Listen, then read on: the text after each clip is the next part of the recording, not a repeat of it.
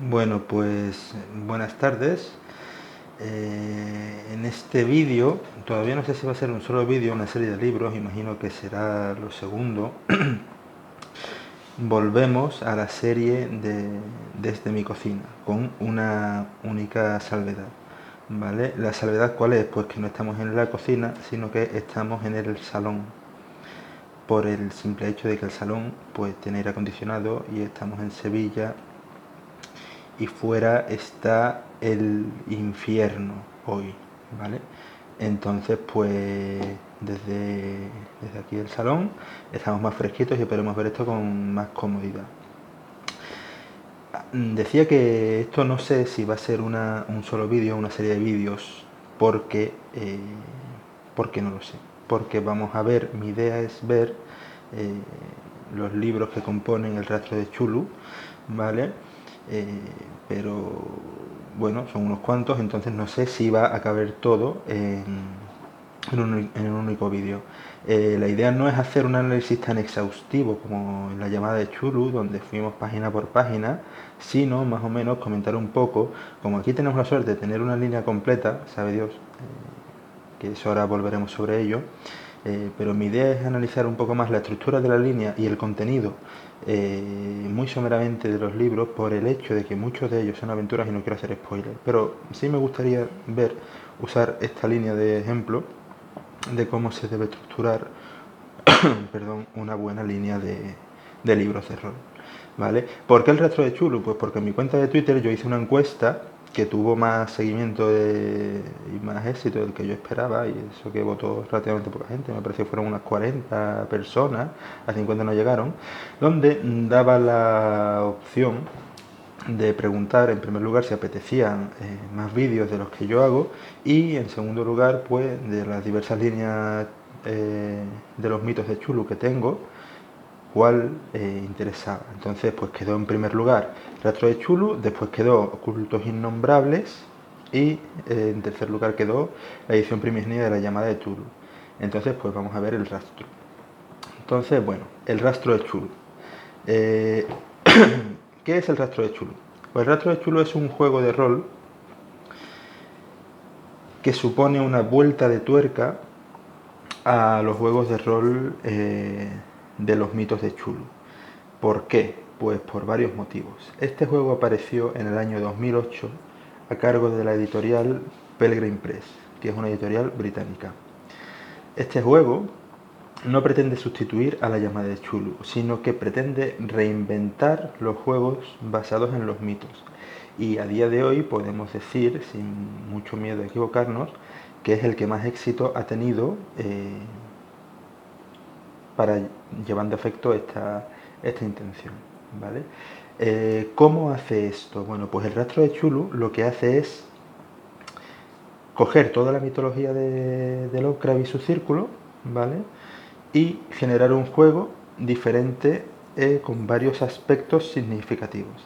El primer aspecto diferenciador, ¿cuál es? Bueno, pues la ambientación por defecto. Y esto, por algo que comentaremos a medida que vayamos viendo los demás libros, es algo que hay que tener, que hay que tomar muy de puntillas. Por lo que hay que pasar muy de puntillas, porque aunque en este libro básico se dice que la ambientación por defecto del rastro de Chulu es los años 30, luego veremos que en los suplementos esto realmente ha dado un poco igual.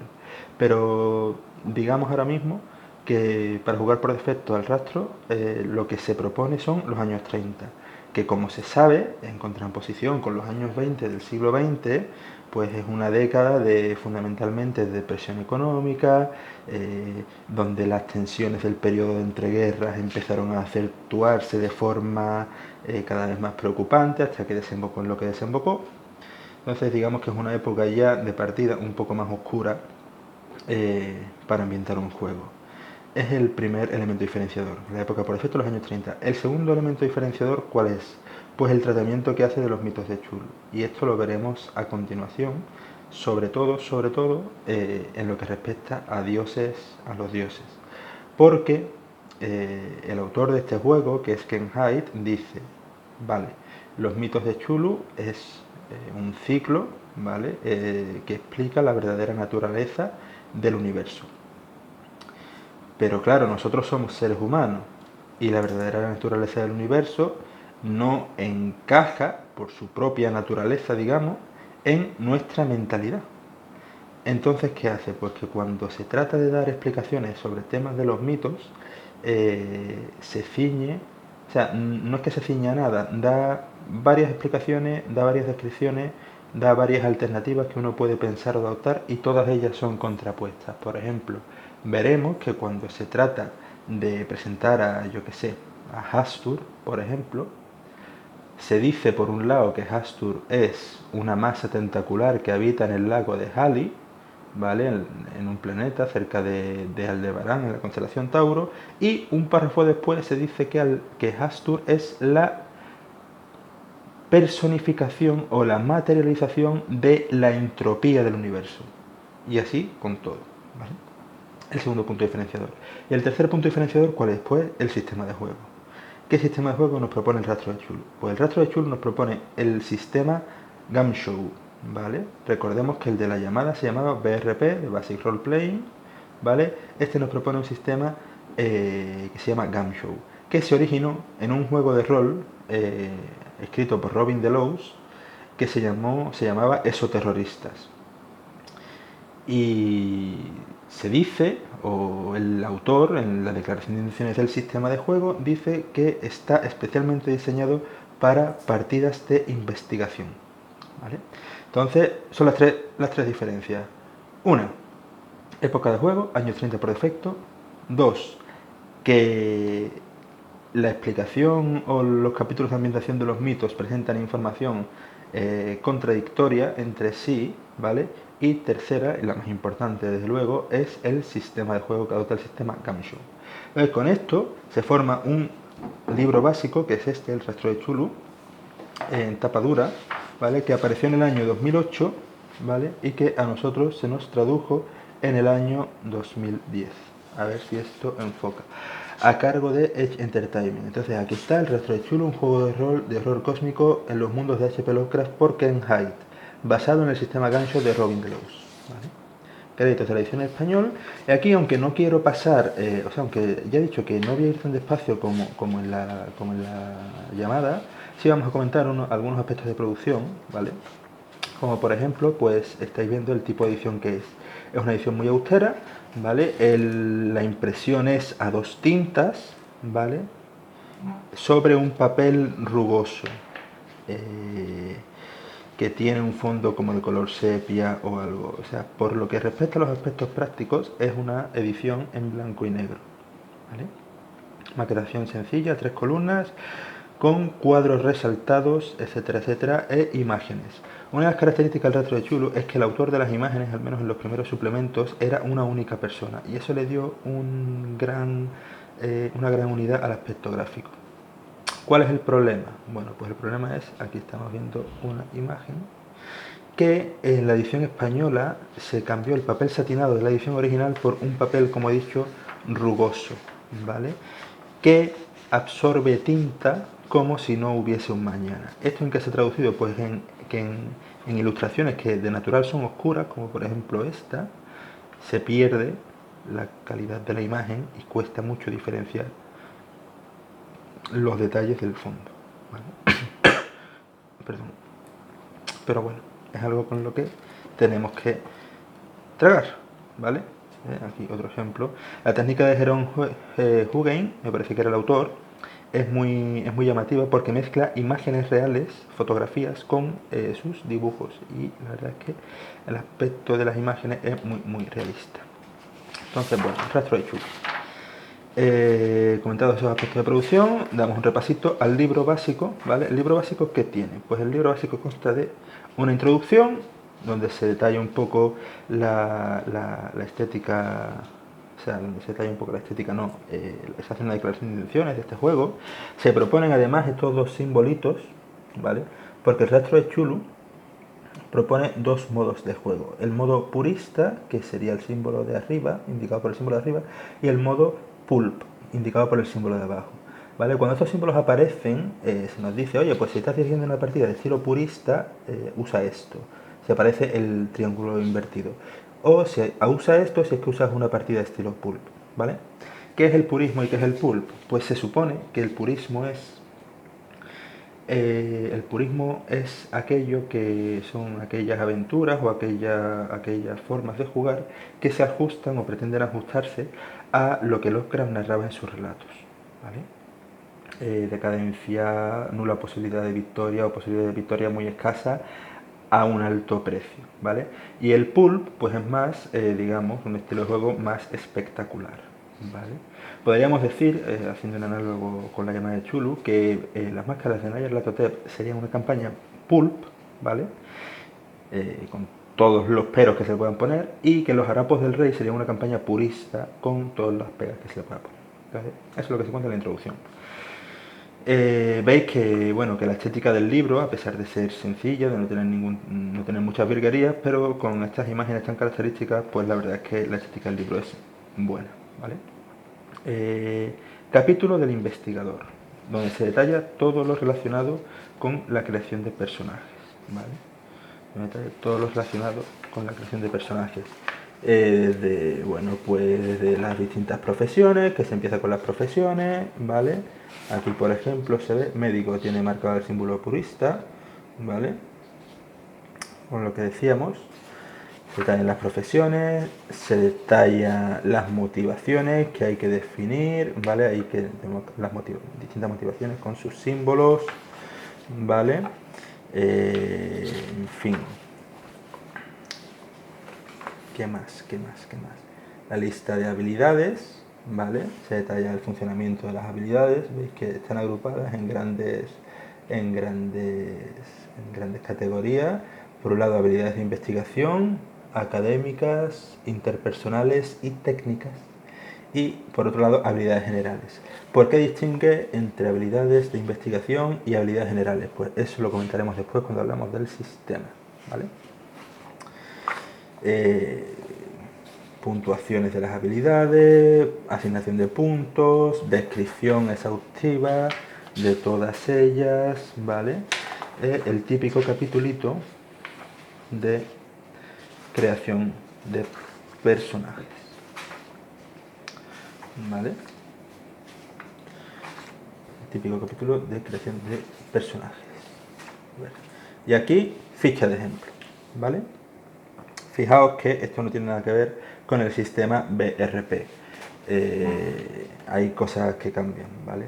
Por ejemplo, vemos ahí puntuación de cordura, pero también de estabilidad, vemos puntuación de salud y vemos que las habilidades académicas, habilidades interpersonales, vemos que todas las habilidades están marcadas, las que tienen puntuación asignada están marcadas y al lado tienen un valor, ¿vale? Ahora hablaremos de eso, ¿vale? Hay abajo unas anotaciones para fuentes de estabilidad, etcétera. Y aquí, en el capítulo de pistas, controles y confrontaciones, se empieza a escribir el sistema de juego. ¿Qué es el sistema Gamshow? Pues bueno, durante mucho tiempo, una de las grandes pegas que se le ponían a la llamada de Chulu es que si los jugadores fallaban una tirada que proporcionaba una pista, que escondía una pista clave, pues la estabilidad de la partida estaba comprometida. Porque si los jugadores acertaban la tirada, la obtendrían, no pasaría nada, pero si la fallaban, se podrían pasar por alto un elemento clave para poder continuar en la historia. ¿Vale? Eso cuando hemos visto la llamada de Tulu, hemos visto las diversas formas en la séptima edición que se han implementado para salvar ese obstáculo. Pero claro, la séptima edición de la llamada de Tulu es del año 2014 y este juego es del año 2008. Entonces, el autor del sistema, Gamshow, el Robin Delos, en los exoterroristas, dijo, vale, pues yo me voy a inventar un sistema para partidas de investigación, cuyo fundamento sea que si un personaje, jugador, posee una habilidad que da acceso a una pista clave, la pista clave se obtiene de forma automática. Es decir, supongamos que hay un investigador que está buscando una biblioteca y en esa biblioteca hay una página concreta, un libro concreto que tiene la clave para avanzar, ¿vale? Pues en la llamada de Tulu, típicamente se diría, venga, jugador, El guardián diría al jugador, tira, buscar libros, y tienes un 65% en buscar libros. Pues tira, si sacas menos de un 65, encuentras la pista. Si sacas más de un 65, no encuentras la pista. ¿Vale?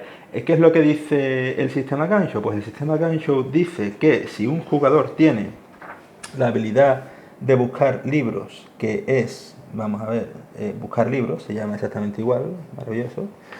Si tiene el personaje algún punto en esa habilidad, o sea, si la tiene marcada con un asterisquito a la derecha, que en este caso no es, ¿vale? Pongamos cerrajería, por ejemplo, ¿vale? Cambiamos encontrar un libro por abrir la caja fuerte que tiene el libro, ¿vale? Si tiene marcada cerrajería, pues la obtendría, o sea, iría a la caja fuerte y no tiraría, sino que diría, el guardián le preguntaría, ¿tienes cerrajería? O el jugador diría, tengo cerrajería. O, en el caso ideal, se interpretaría la situación de forma adecuada, de tal forma que el jugador dé a entender al guardián que está usando esa habilidad. Y por el hecho de tenerla marcada, no tiraría, sino simplemente abriría la caja. Eso es el sistema Game Show. Es un éxito automático para obtener pistas. O sea, el sistema Game Show lo que dice es que si un personaje tiene algún punto en una habilidad que le proporciona una pista clave, esa pista clave le va a llegar automáticamente. Básicamente, eso es el sistema Game Show. Pues eso es lo que se describe en este capítulo, ¿vale? Aparte de eso, ¿vale? El sistema se complementa, ¿vale? Con diversas mecánicas, como son, por ejemplo, la mecánica de los puntos de las reservas, ¿vale? Por ejemplo, si volvemos aquí a la habilidad de cerrajería, vemos que al lado tiene un 3, ¿vale? Eso significa que este jugador ahora mismo tiene 3 puntos en la reserva de esa habilidad.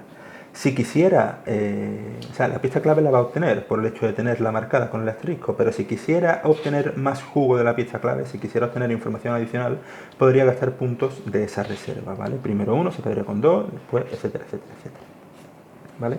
Eso también se explica aquí, la mecánica de las reservas de puntos, ¿vale? Y luego, por otra parte, están los controles simples de las otras habilidades, de lo que se llamaban habilidades generales, ¿vale? Por ejemplo, conducción. Vemos que aquí este muchacho tiene 10 puntos en conducción. Esas habilidades que ya no son de investigación funcionan de una forma más convencional. Hay que hacer una tirada de la habilidad que sea y se debe superar. ¿Cómo funcionan las tiradas en este juego? Bueno, pues todas las tiradas se hacen con un único dado de 6 caras, ¿vale? Típicamente el guardián establece una dificultad, ¿vale? Y el jugador tira un dado. Si supera la dificultad que ha dicho el guardián, ¿vale? Pues pasa la tirada y tiene éxito. Si no la supera, pues no tiene éxito, ¿vale? Poniendo un ejemplo con la habilidad de conducir, imaginemos que este hombre va conduciendo por una carretera secundaria de montaña en medio de una fuerte tormenta.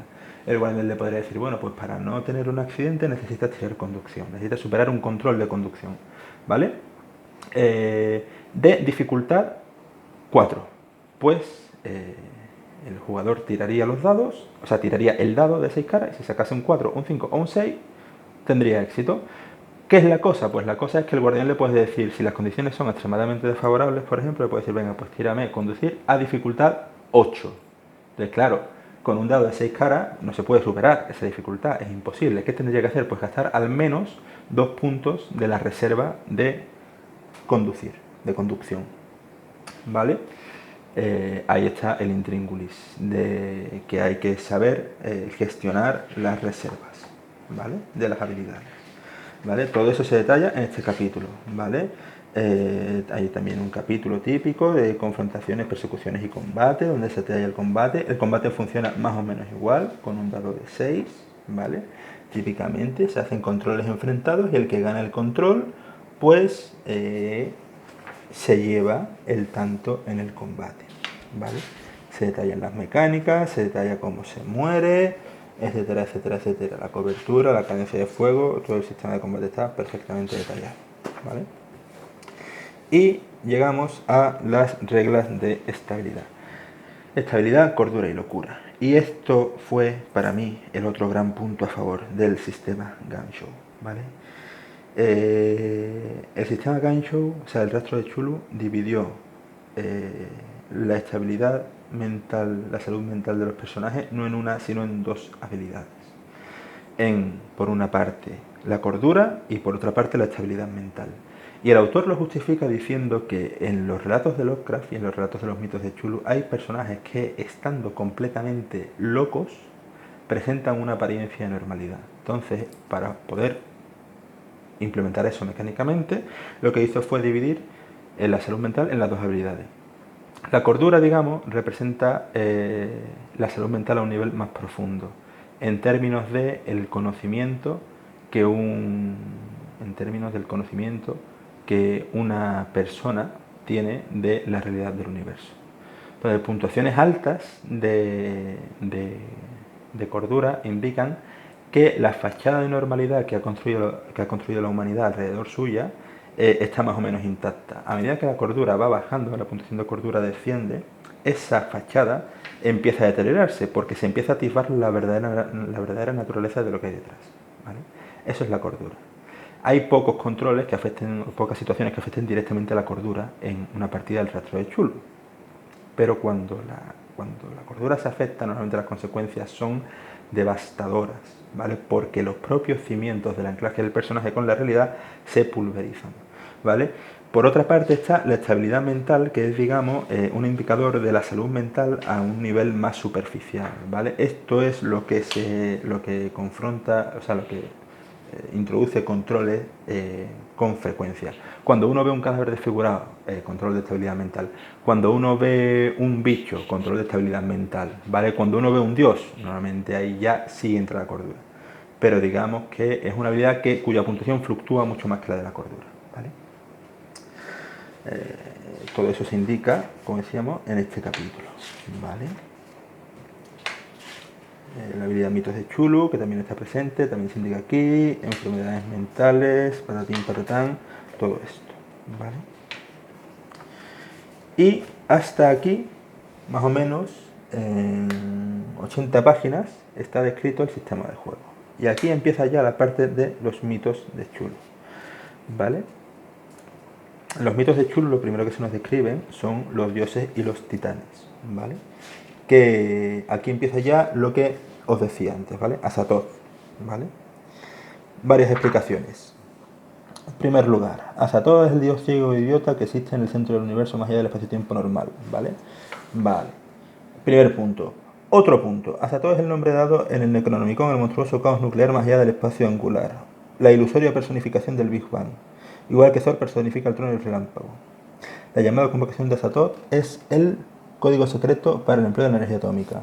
Aquí, Azathoth es un intelecto emergente, un titán creado en las inmensas presiones del horizonte de sucesos del supermasivo agujero negro situado en el centro de la galaxia. Azathoth aquí es un nombre que representa un mal fundamental demasiado terrible como para ser descrito, ¿vale?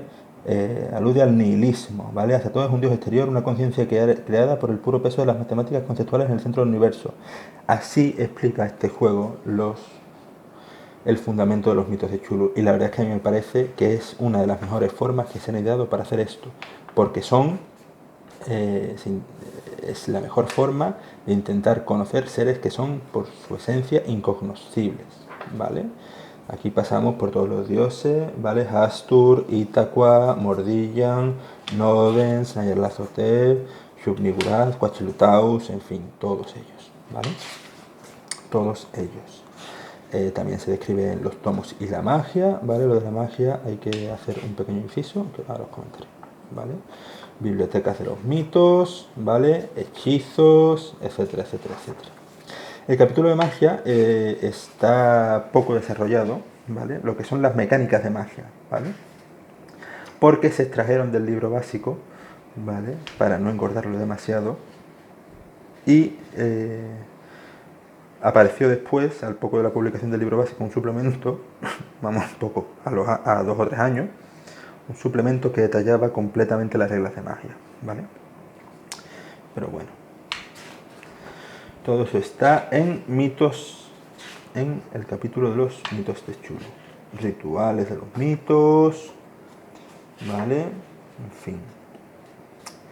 Las criaturas ya sí, como no son dioses, sino que son criaturas, pues se describen de una forma más normal, ¿vale? Por ejemplo, razas alienígenas, pues aquí los ángeles descarnados de la noche, los antiguos, ¿vale? Colores surgidos del espacio, Biakis, Nopke, devoradores del espacio, en fin, fijaos el pedazo de ilustración de la gran raza, ¿vale? Los gules, hijos de Yog-Sothoth, habitantes de las arenas, horrendos cazadores, hombres serpiente, todo traducido a las reglas del sistema Gansho. Por ejemplo, ve habilidades de este hombre que es un lemuriano. Pues dice atletismo 8 es la reserva, el valor es la reserva que tiene el bicho de la habilidad.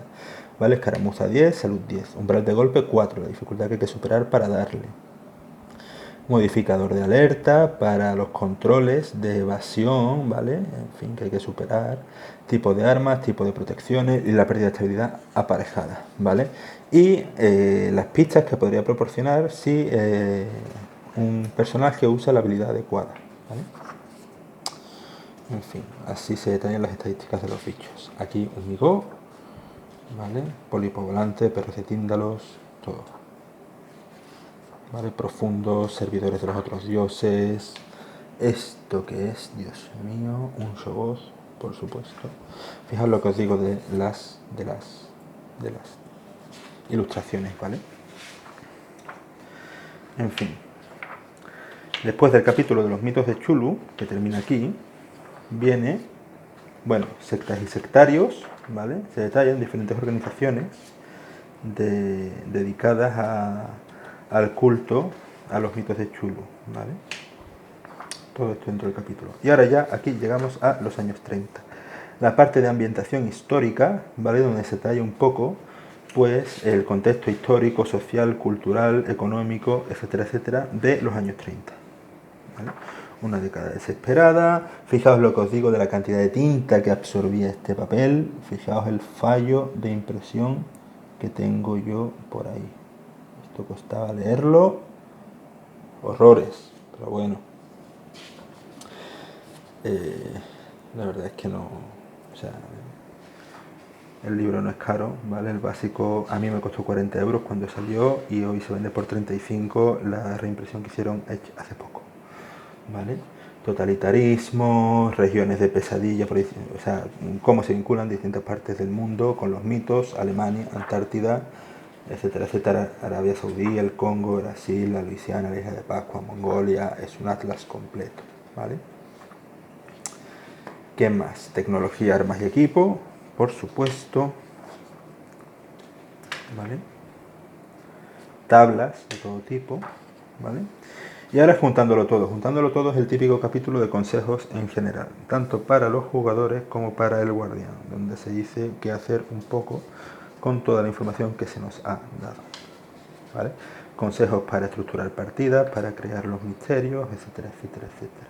Para usar a los PNJ, ¿vale? Y todo eso, ¿vale? Sacado de los libros de historia. Es una parte muy curiosa de este juego que dice, oye, si tú ves, aunque la época por efecto sea los años 30, si tú en algún libro ves algún hecho que te llama la atención y que te parece que podrías vincularlo en una aventura con los mitos y te apetece usarlo, pues úsalo, chaval, ¿vale? En fin, consejos de dirección, etcétera, etcétera, etcétera. ¿Vale? Gestionar la gestión de recursos, el tema de las puntuaciones de las habilidades, cómo manejarlo, porque hay unos ritmos de recuperación, etcétera, ¿vale? En fin, ¿vale? Improvisación, siempre se insiste en que hay que avanzar en las partidas, ¿vale? Y termina el capítulo de consejos y llegamos a los marcos de campaña, donde se detallan, pues esos diversos marcos de campaña, diversos ámbitos de juego para explotarlo en una campaña, en una saga de personajes, ¿vale? Por ejemplo, la investigación Armitage, ¿vale? Es uno. Otro que es el proyecto Alianza, ¿vale? Originado a partir de las redadas sobre Innsmouth del año 27-28, ¿vale? Cazadores de libros de Londres. Al otro marco de campaña, protagonizado por Cazadores de libros, antiguos, raros, incunables, etcétera, etcétera, y sus vinculaciones con los mitos. Estos marcos de campaña siempre se describen igual, se da una especie de primera descripción global y luego se dice, bueno, ambientación. Esta ambientación, por ejemplo, para cazadores de libros de Londres, este marco de campaña funciona restringido a Londres y sus alrededores, con algunos viajes ocasionales, etcétera, etcétera. Estilo, pues, ¿qué estilo de juego encajan bien? En este caso, sí, sórdido, repelente y turbio. Los investigadores no son buena gente, claro, porque son gente que mira ante todo por su beneficio, ¿vale? En el negocio de los libros, etcétera. Mitos, ¿cómo se relacionarían los mitos en este marco, o sea, cómo se relaciona este marco de campaña con los mitos, ¿vale? Cómo deberían ser los investigadores, ¿vale? Personajes no jugadores a los que recorrer y si hay variaciones de las reglas o habilidades nuevas que no se apliquen por defecto, ¿vale? Pues también se describe. Un poco de esa forma se describe un poco todos los marcos de campaña que vienen en el libro básico, que son descripciones someras, pero bueno, que aportan color y variedad a las partidas. Y después de esto viene lo peor del libro básico, ¿vale? El horror de Kingsbury, que es la aventura de iniciación. Esta aventura es malísima, es muy, muy mala. Es muy, muy mala por varios motivos. Fundamentalmente porque es muy liosa, ¿vale? Es tan liosa, ¿vale? Que cuesta, o sea, es muy liosa, ¿vale? Es tan liosa que cuesta aplicar el sistema de juego, ¿vale? Como se aplicaría una partida de introducción. Esto es algo que la casa Corbett, pese a todo lo que se puede decir de ella, hacía fabulosamente, que es que era una primera partida de manual, de libro, ¿vale? Esta partida no, esta partida es muy liosa, la historia es tremendamente enrevesada, es muy complicado establecer una línea de investigación clara y secuencial que sirva de ejemplo para aplicar las habilidades de investigación como se le presupone al sistema Camshaw, ¿vale? La historia no tiene relación apenas con los mitos, es un pequeño despropósito. La historia, o sea, en realidad la historia no es mala, pero es que la materialización como aventura es tan lamentable que de verdad yo creo que no merece la pena dirigirla, al menos como partida de introducción.